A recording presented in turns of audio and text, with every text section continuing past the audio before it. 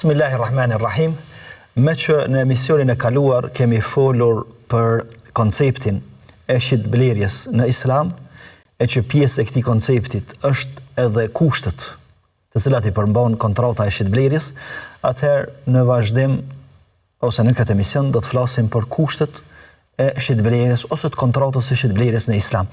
Nga që të bëhen shitja, blerja, kalimi i pasurisë prej një dore në një dorë tjetër, ose kalimi i mallit i paras prej një dore në një dorë tjetër, pagesës është për qëllim këtu, duhet mu bë konform disa rregulla, disa kushte në mënyrë që të mos shkilen të drejtat dhe haqet e njërit ose tjetrit, ose njërës apo tjetrës pol. Për para se të flasim për kushtet e shitblerjes, është më rëndësi të përmendim shtyllat e shitblerjes, domethënë një shitblerje, para se me fol për kushtet e kontratës, domethënë çka shitblerje, i ka disa shtylla pa të cilat nuk realizohet. Ma nuk mundemi me konstatu se është shitblerje nëse nuk arrihen të gjitha shtyllat përbërëse.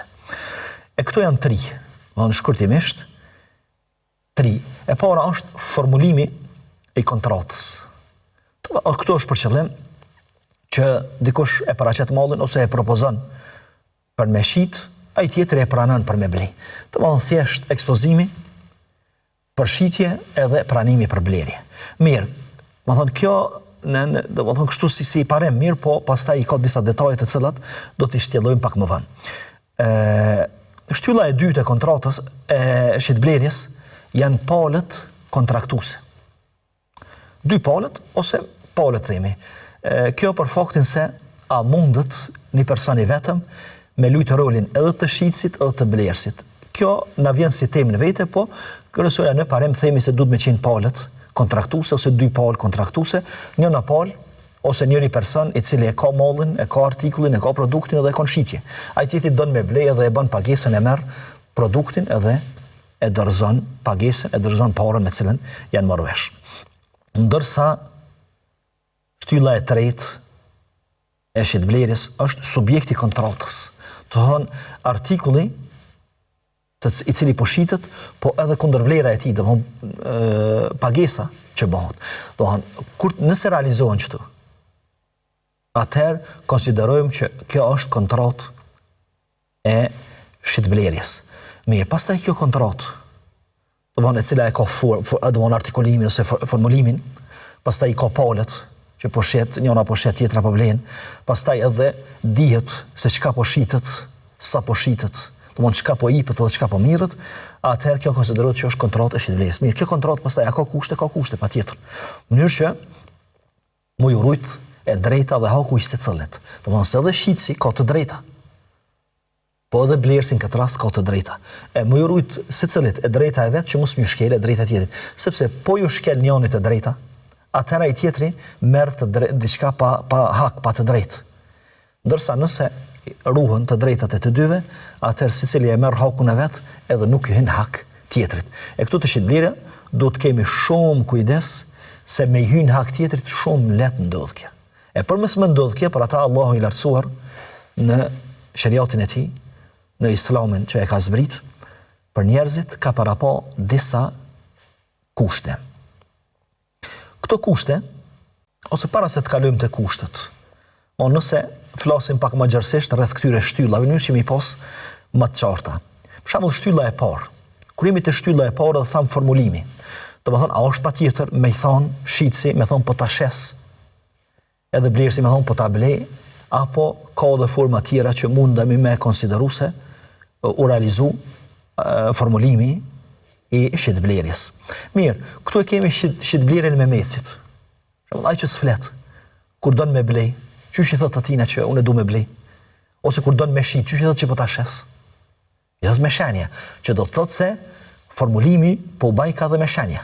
Domthonë shenjat të cilat janë të qarta dhe të cilat janë të kuptueshme, që kuptohet se po e shet, ose po e shet me qetësmim. Gjithashtu edhe shenjat të cilat tregojnë se është dakord me e blej me qetësmim. Pastaj shitja nëpër markete.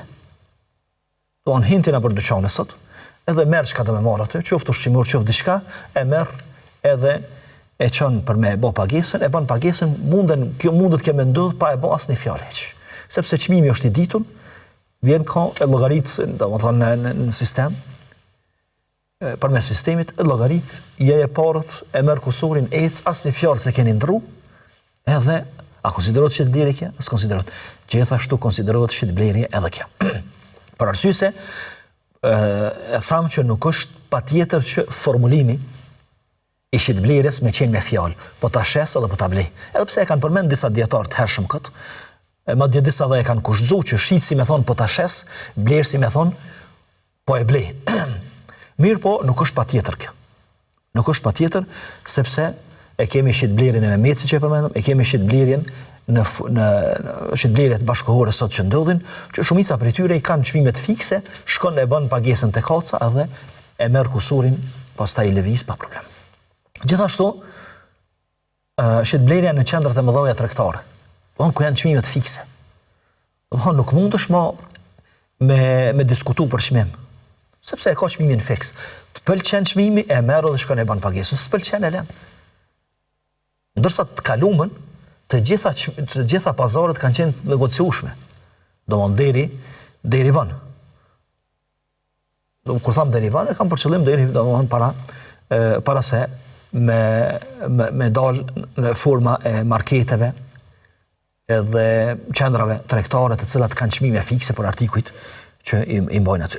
Ndërsa të kalumën, domthonë çdo çmim ka qenë i negociueshëm. Për ata të njëjtin artikull ka ndodhur që dikujt ja ka shit ma lirë, dikujt ma shtrejt.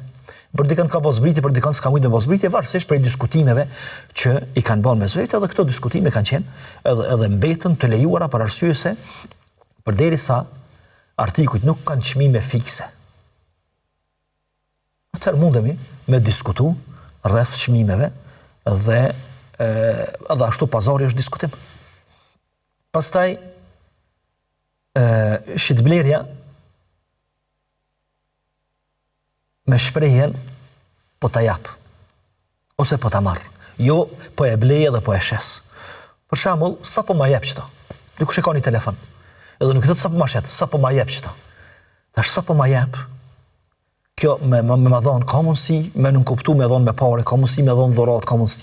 Mirë po, nëse këtu janë shprehje, të cilat nën kuptojnë shitjen edhe blerjen, atëherë çfarë do shprehje që përdoret? Mundemi me thonë që formulimi i shitblerjes është në rregull. Edhe nëse thot e mora çto, edhe çe parët. Apo ma jep çto, po ta jep çto, po ta marr çto, edhe e bën pagesën, atëherë kjo konsiderohet form e rregullt e shitblerjes, formulimi i rregullt, edhe pse nuk është me shprehjen po shes edhe po blej. Gjithashtu e kemi edhe një formë tjetër, shitblerjes që ndodh pa nheshtje, domethënë thjesht e shet çmimin, e merr artikullin, e bën pagesën, e merr kusurin, asnjë fjalë nuk e fol, e kjo mund të më ndodh shpesh neve, po mund të na ndodhë kur jemi në vendet ku se dim gjuhën. E shikojmë çmimin, e çojmë te vendi ku duhet me bë pagesën, e marrim e ecëm, asnjë fjalë se kemi thonë. Mirë po, a konsiderohet formulim kjo i shitblerjes? Konsiderohet, edhe pse është heshtje, përderisa nën kuptohet që po dojmë me shit ose me blej në këtë rast. Pastaj kur jemi te shtylla e dytë, e që e përmendem se janë palët. Shtylla e dytë e shitblerjes janë palët, kontraktuesit, domthonë palët e cilët e bëjnë kontraktën shitsi edhe blersi. Normal që këtu i kemi disa kushte për palët të cilat shesin edhe blejnë. Për arsye se jo çdo kush mundet me shit edhe me blej, ose jo çdo formë mundet me shit edhe me blej. Mirë. Prej kushteve kërkohet që shitsi edhe blersi me pas kompetencë juridike ose integritet juridik. Domthonë thjesht me qenë person i cili i plotson kushtet edhe ka arrit pjekurin që mundet me shit edhe mundet me blej pa problem. Këto pse e ka paraposh sheriati këtë formë? Domthonë feja islame pse e ka paraposh këtë formë? Në mënyrë që mos me shit edhe mos me blej personi i cili nuk është në gjendje me vlerësu artikullin ose çmimin. Edhe pastaj mu mashtru ose pastaj mu djeg, qoftë në blerje, qoftë në shitje. Edhe këto pastaj na vjen pyetje mosha e pjekurisë. Domthonë kur konsiderohet një person që është i pjekur për me shit dhe për me blej. Allah i lartësuar thot: "Wabtalul yatama hatta idha balagu an-nikah, fa in anastum minhum rushdan fadfa'u ilayhim amwalahum." Thot jetimët, këtë ajet Allahu ja u drejton kujdestarëve të jetimëve. të cilët i kanë në përkujdesje jetimet dhe kujdesën për ta. Kujdestari tyre. Thot, bëni një provoni jetimet se a kanë arrit moshën e pjekurisë për martesa jo. Nëse vreni se janë të gatshëm edhe janë të pjekur për me mu kujdes për pasurinë e tyre, atëherë jep një pasurinë, dorëzon një pasurinë. Se deri në një kohë nuk lejohet me dorëzu pasurinë, domthonë duhet me mbajt kujdestari pasurinë edhe me rujt mirë. Pasurinë se e ka emanet tyre. Pse mos m'ia lën dorë fëmijëve të vegjël? Pse mos m'ia lën dorë atyre që kanë probleme mentale, që janë smut mentalisht, mënyrë që ai mos me shpërdoru pasurinë, mos me humb pasurinë, se nuk është në gjendje me rujt. E tash duhet m'ia rujt dikush tjetër. Kur ja dorëzon kur të arrin pjekuri. Pjekuri që nënkupton se është në gjendje me rujt pasurinë, me shpenzu ku duhet, edhe mos me shpenzu aty ku s'duhet, mos me blej gjëra që si duhen e kështu me radhë. Kjo është ajo pjekuria. Mirë, domethënë kjo nënkupton që fëmia i vogël a lejo tash me shit edhe me blej, cili nuk është në gjendje me i vlerësu drejt çmimet, edhe nuk është në gjendje edhe me shit që shduhet, domethënë me vlerësu sakt artikullin. Këtu themi se nëse kemi të bëjmë me çmime fikse, të cilat janë sot nëpër marketet të ndryshme ose nëpër dyqanet e tregtisë. E para, e dyta, nëse fëmia i vogël është porosit për i të madhit. Sikur që është ndodh, domethënë prindrit i porosisin fëmijët, del poshtë merr diçka në furrë ose del blej diçka në market. Domethënë çka fëmia, edhe pse është në moshë që nuk i lejohet me shit edhe me blej ai vet pa ndihmën e kërkujt, në këtë rast i lejohet për arsye se e ka lejen për dikujt të madhit që shko bleje filan produktin, shko bleje filan artikullin, e din çmimin sa është, ja e parët parafërsisht sa i mjaftojnë edhe kthehet. Nëse janë çmime fikse, mirë, po edhe nëse janë çmime fikse, edhe nuk është i porositun, ose nuk e ka lejesën para prake për i dikujt të rritun, atëherë ka mundësi fëmia këtu me bëni një problem tjetër, mu shfosh një problem tjetër të fëmia, e që është se me blej gjërat të cilat nuk i duhen. Ato çmimet janë fikse. Mi po merr gjërat të cilat për mi konsumu, mi hangër, s'hahen. Ose blen rroba që qase rrobat njëta i ka me dhjetra edhe nuk i veshet. Domthonë thjesht blen diçka që nuk i duhet. Në këtë rast nuk lejohet që ky fëmijë nuk i lejohet me blej, po nuk i lejohet edhe me shit për arsye se nuk është në moshën e pjekurisë ekonomike, po i themi kështu, që din me vlerësu blerjen edhe shitjen.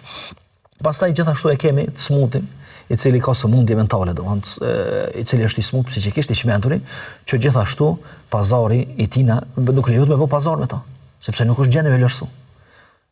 Nuk lejohet me bë pazar me ta, mirë.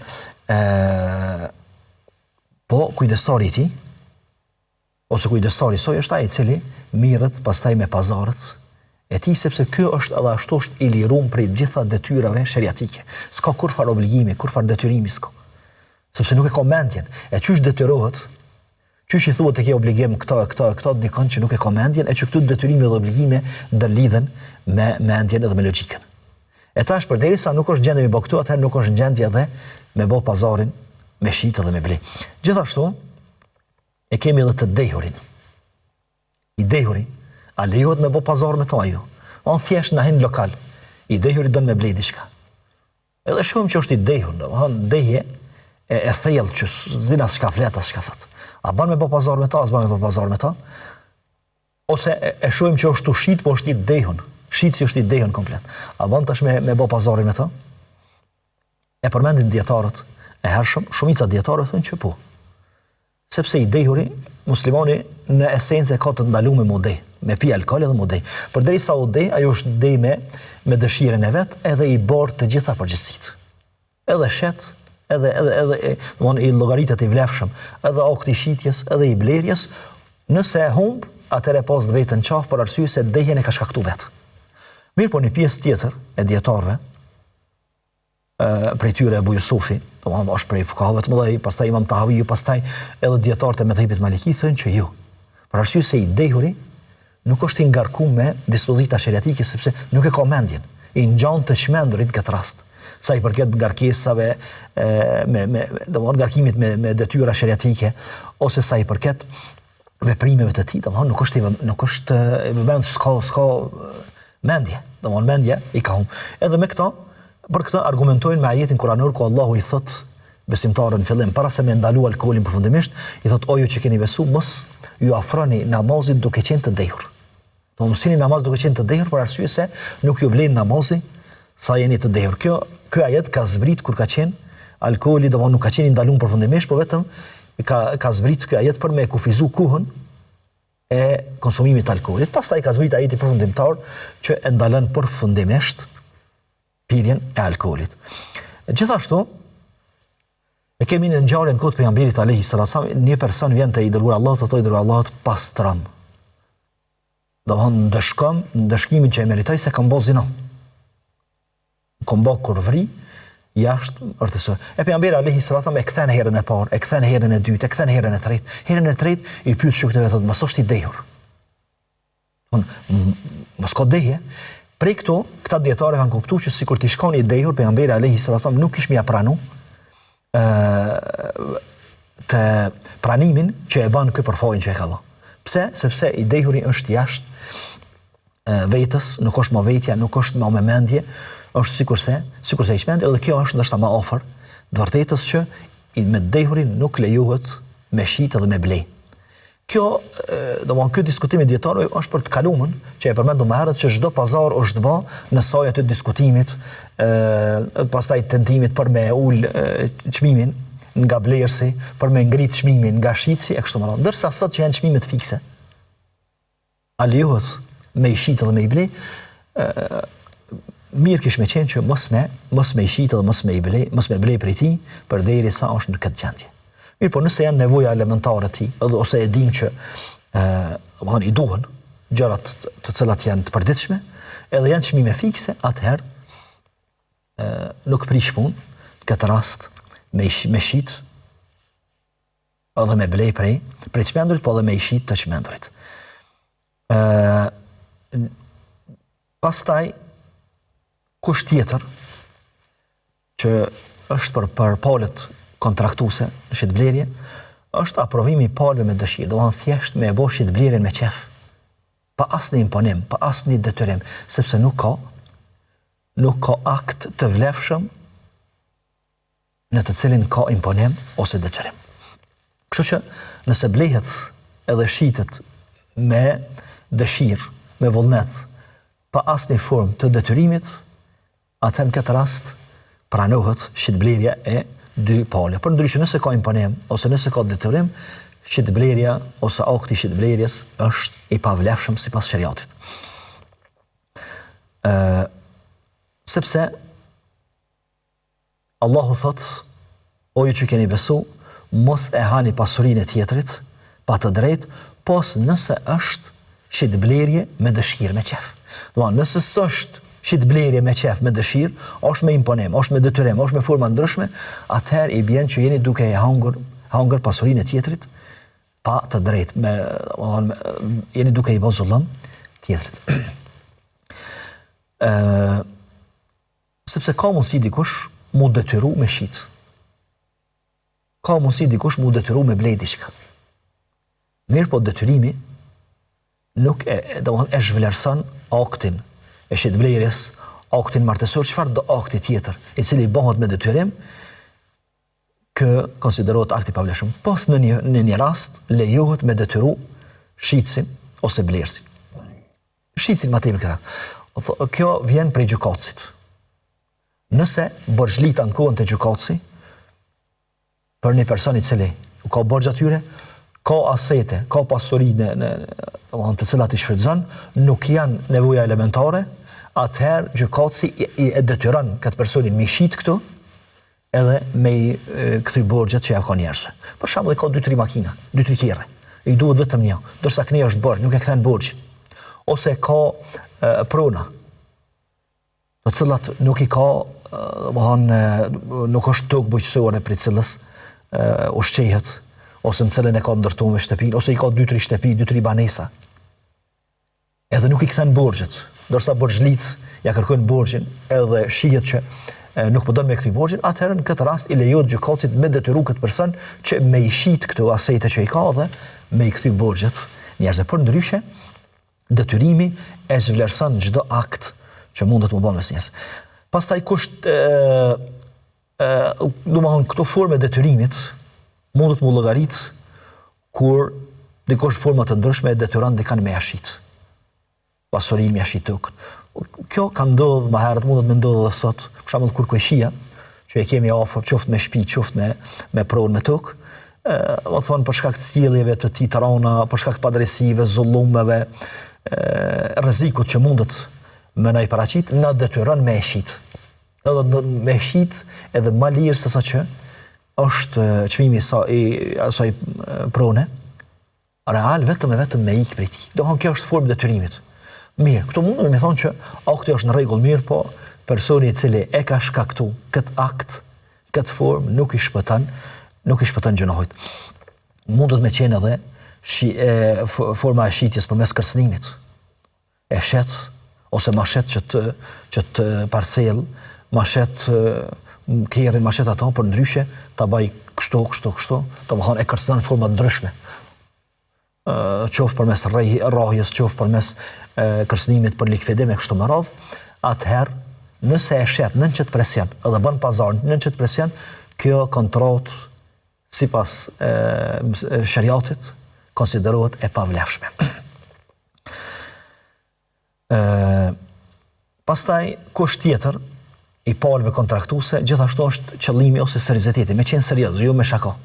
Për arsye se akti, për me marrë formën e tij finale të plot fuqishme shariatike, akti i shitblerjes duhet me qenë serioz, jo me hajgare.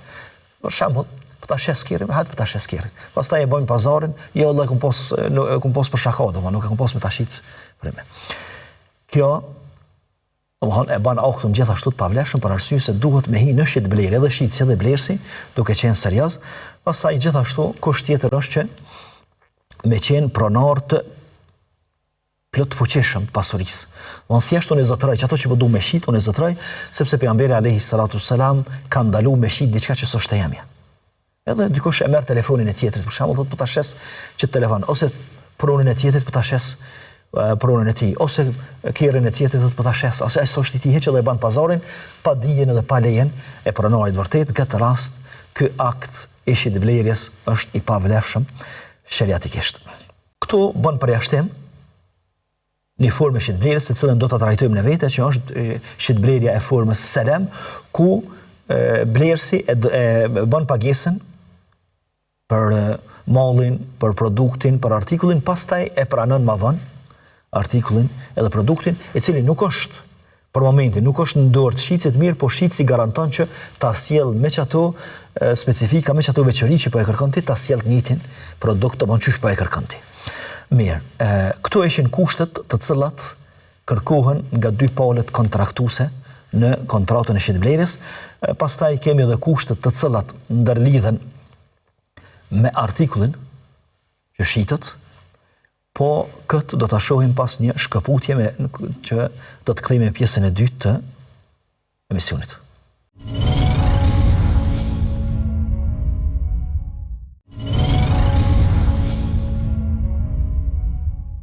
Jemi kthyer me pjesën e dytë të emisionit, ku jemi duke fol rreth kushteve të kontratës së shitblerjes në Islam, e që i përmendëm disa kushte ose kushtet që ndërlidhen me palët kontraktuese, shitsin edhe blersin, ndërsa do të vazhdojmë me kushtet të cilat ndërlidhen me produktin ose artikullin që shitet, që blehet, po edhe çmimin që dorëzohet. Domthonë edhe pagesa që bëhet për ta. Fillimisht themi se subjekti i kontratës, domthonë çato që po e blejmë, edhe që po bëhet pazari për to, me qenë fetarisht i lejuar për shfrytëzim. Sepse diçka që nuk lejohet me shfrytëzu, s'lejohet as me shit. Ajo që s'lejohet me shfrytëzu nuk lejohet as me u shit. Për shembull, shitja e insekteve të ndryshme ose shitja e alkoolit. Alkooli s'lejohet me shfrytëzu, s'lejohet me përdor. Pastaj insekte sikurse dikush me shit miza të ndryshme të cilat nuk të hyjnë punë. Ose shitja e ngordhësirës. Domethënë nuk lejohet këto për arsye se është kusht që me qenë shfrytëzimi i subjektit të cilin dojmë me shit ose me ble, me qenë i lejuar për shfrytëzim. Pastaj, këtu themi se a lejohet shitja e gjërave të ndaluara, gjërat të cilat janë të ndaluara mu shit, a lejohet shfrytëzimi i tyre tash, e kundërta. Do të thonë, për mu leju mu shit diçka duhet mu leju paraprakisht shfrytëzimi i saj. Mirë, tash nuk lejohet shitja, mirë, po a lejohet shfrytëzimi? Janë disa gjëra të cilat nuk lejohet shitja e tyre, po lejohet shfrytëzimi i tyre. Për shembull, ngorësira, kafsha që ka ngurtë. Lejohet me shfrytëzu për ushqim, për qenin ose për kafshët e tjera që ushqehen me mesh. Mirë, por nuk lejohet shitja e ngorësirës. Gjithashtu, dhjami i ngorësirës ose dhjami i kafshëve që nuk lejohet ngrënia e mishit, s'lejohet edhe ngrënia e dhjamit të saj, gjithashtu s'lejohet shitja e mishit edhe shitja e dhjamit. Mirë, a lejohet shfrytëzimi? Lejohet. Që kanë pyet pejgamberin alayhi salatu wasallam, ka thonë i dërguar Allahut, a lejohet me shit dhjamin e ngorësirë? Domthonë dhjamin e ngorësirës thotë jo. Thotë po me dhjamin e ngorësirës i lym anijet. Që mos me depërtu ujin në anije. Pastaj pejgamberi alayhi salatu wasallam i çorton, thotë se diçka kur e ka ndaluar Allahu me e shit, domthonë kur e ka ndaluar me shfrytëzu, e ka ndaluar edhe me shit. Mirë po, a lejohet vetëm shfrytëzimi? Lejohet shfrytëzimi këtu pa e shit. Mirë po, lejohet disa gjëra, shitja e tyre, edhe pse mund të jenë pjesë e gjëra të ndaluara. Për shembull, lëkura e ngorësirës, ose lëkura e kafshëve që nuk i hahet mishi. Përderisa rregjet edhe pastrohet sipas formës që duhet mu pasur sipas shariatit, atë lejohet shitja e saj. Gjithashtu lejohet shitja e thundrave, e brirëve, të kafshës së ngordhur, për arsye se jeta, gjallëria ose ngordhja e saj nuk kanë efekt as te lëkura, as te qimet të leshi, për shembull i deleve në këtë rast. Gjithashtu lejohet edhe delës se ngordhur më ushqit, për arsye se nuk është jeta ose ngordhja që kanë efekt në këto gjëra nga kafshë. Pastaj kusht tjetër që kërkohet te subjekti i cili është në pazar, gjithashtu është mundësia e zotërimit të mallit. Domethënë me qenë pronar, mundësia që me qenë pronar edhe fetarisht, po edhe logjikisht. Për shembull, malli i vjedhur, malli i plaçkitur, malli i uzurpuar, kur nuk zotërohet, domethënë kur pronari hajni, nuk bëhet pronari i mallit të vjedhur. Vjedhaj, mundet me vjedh, mundet me plaçkit, mundet me uzurpua, ama pronar s'bëhet kur, fetarisht nuk bëhet kur. Edhe për ata nuk mundet, as nuk lejohet me shit mallin e vjedhur, po s'lejohet as me blej kur e dim që është i vjedhur. Nuk lejohet, sepse nuk bëhet pronar hajni, ose uzurpatori, ose plaçkitsi, nuk bëhet pronar i pasurisë që e ka marrë këtë formë. E tash nuk lejohet me shit ato për arsye se s'është pronar. Për me shit diçka do të me qenë pronar e asaj. Kjo është, më thonë, kur dikush nuk mundet të më bë pronar fetarisht e pasurisë. Ndërsa pronar që s'mundet të më bë pronar logjikisht ose praktikisht e diçkafit mundemi me thonë shitja e peshkut në deti. Për shembull, jemi afër një lumit ose detit, edhe dim që ka peshk, që thotë po ta shes peshkun. Peshku është nukjeti. Ose thotë po ta shes zogun që është najr. Qysh e dorëzon ata? Më mirë, po e blej, hajde po e blej mirë. Qysh ma sjell tash? Qysh ma jep peshkun te për detit? Ndoshta e kap, ndoshta se kap, ndoshta e kap një tjetër në zogun, e qysh e kapti? Qysh e nxen zogun për ma sjell mua? Në këtë rast nuk ka mundësi më bë pronar, edhe nuk ka mundësi me dorëzu mallin edhe artikullin, edhe për ata nuk lejohet që me shit edhe me blej një artikull një produkt të tillë. Përjashtojmë këto ban peshku i cili është nëpër bazene private. Sikur se ndodh, domethënë tash nëpër shumë restorante të cilat i kanë bazenet. Edhe thotë ç't peshk po e du me blej. O krye ban pazarin për arsye se ajo është në gjendje me kap çat peshk të cilin ti e shenjen, ose një peshk ngjashëm me ta. Gjithashtu ban përjashtim edhe zogu ose pllumat zakonisht ose zogjt e mësuam që kur i thret vin. Edhe zakonisht ata që mirën me pllluma, për shembull, për me i bërë reklam plumit vetë, e lëshën njerë me fluturu. Se sa është i shpejt, qysh fluturon, qysh i ban ato rrotullimet, pastaj qysh kthehet, edhe në moment që e thira i kthehet. E në këtë rast po, lejohet me shit për arsye se është në gjendje me dorëzu të njëjtin plum. ose të njëjtin zog që po e sheh, kur e thret, zog i mësum. Edhe e thret i vjen e merr dhjetërsën. Për ndryshe, në esencë nuk lejohet. Pastaj malli gjithashtu të jetë i njohur për të dy polët. Me ditë se çka përmbon malli. Në thjesht të llogarisim nëse blen telefon. Edhe as nuk t'i jep përmosat. As modelin. As është i përdort apo i papërdort. Nëse është i përdort, a ka ndonjë defekt, s'ka ndonjë defekt, thjesht ta përblen çet telefon. Po në këtë formë s'lejohet kështu. Për arsye se është i panjohur malli, ose don me ble kerrin. Që kerrin që po e shesh kështu. As duke disa kohë të kalume, as a ka ndonjë dëmtim pjesët vitale që i ka kerri, a ka nevojë për ndonjë investim, a ka nevojë për me ndru diçka, jo. Do thjesht që të kerr që po e sheh, s'lejohet as kjo. Për arsye se është i panjohur.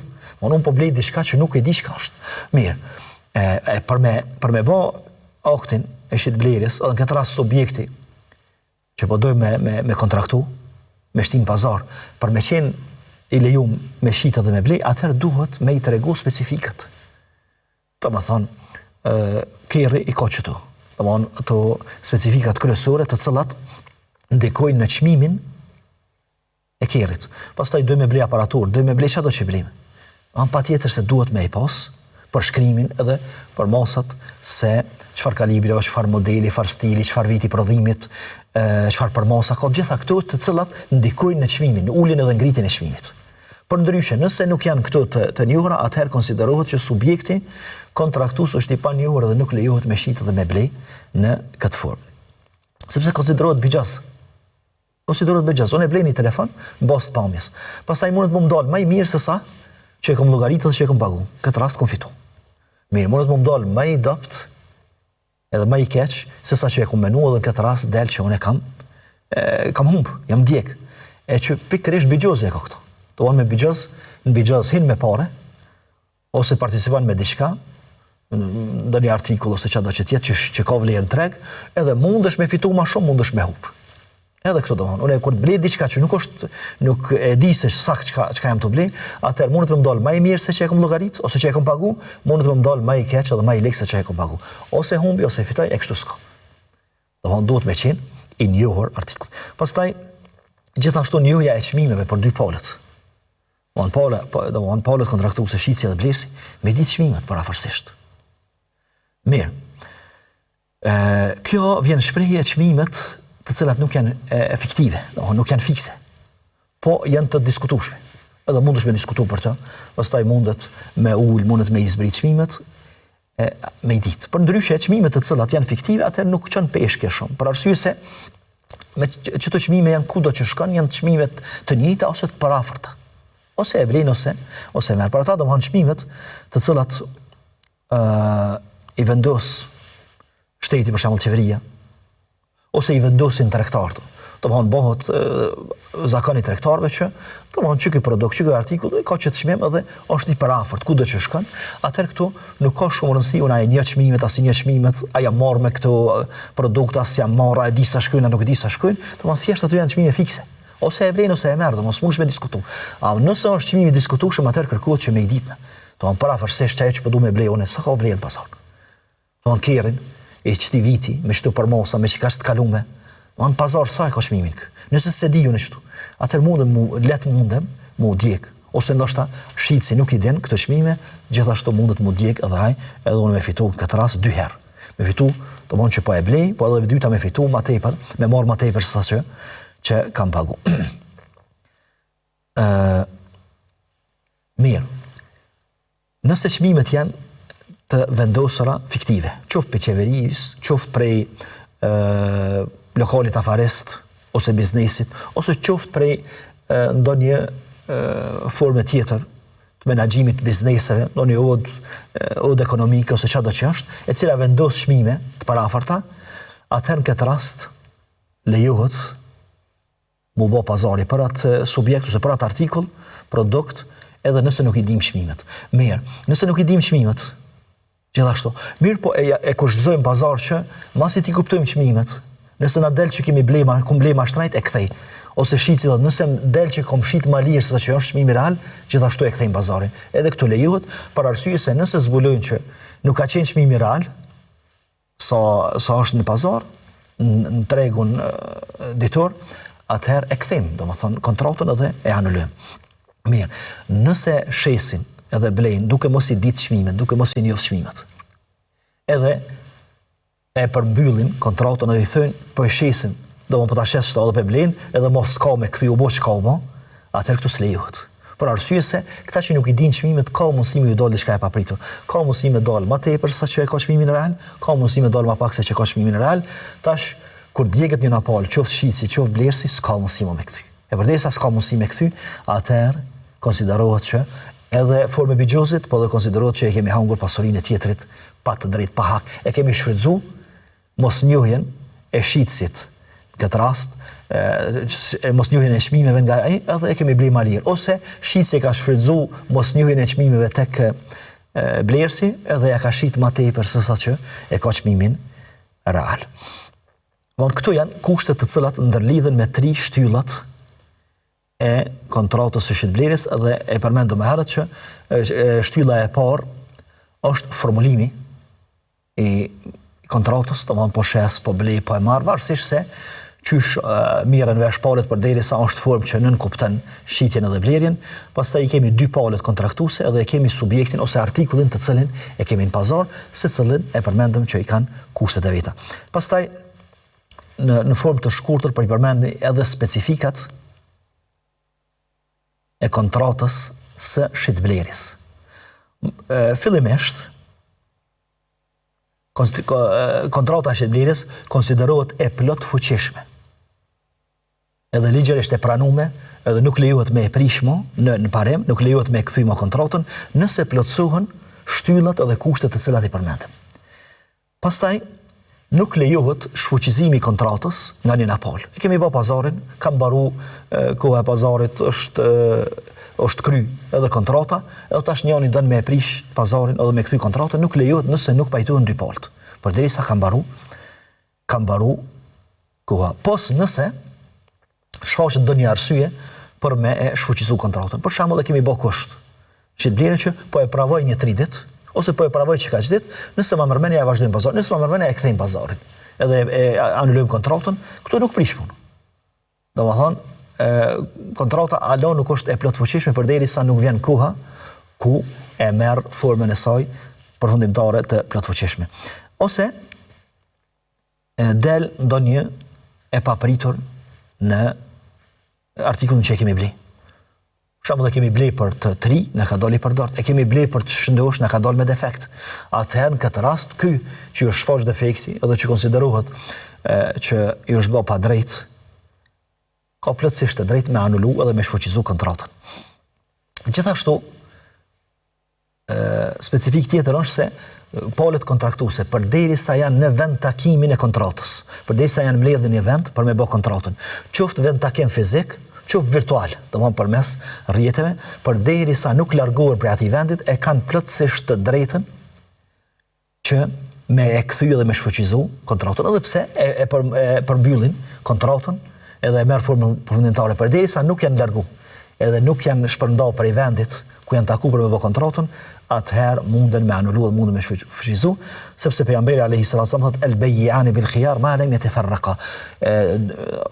Palët kontraktuese, shitësi dhe blersi kanë të drejtën me e shfuqizu kontratën, secili, qoftë ai qoftë kë, përderisa janë në vend takimin e kontratës. Domthonë hala nuk janë largu prej vendit ku e kanë bë kontratën.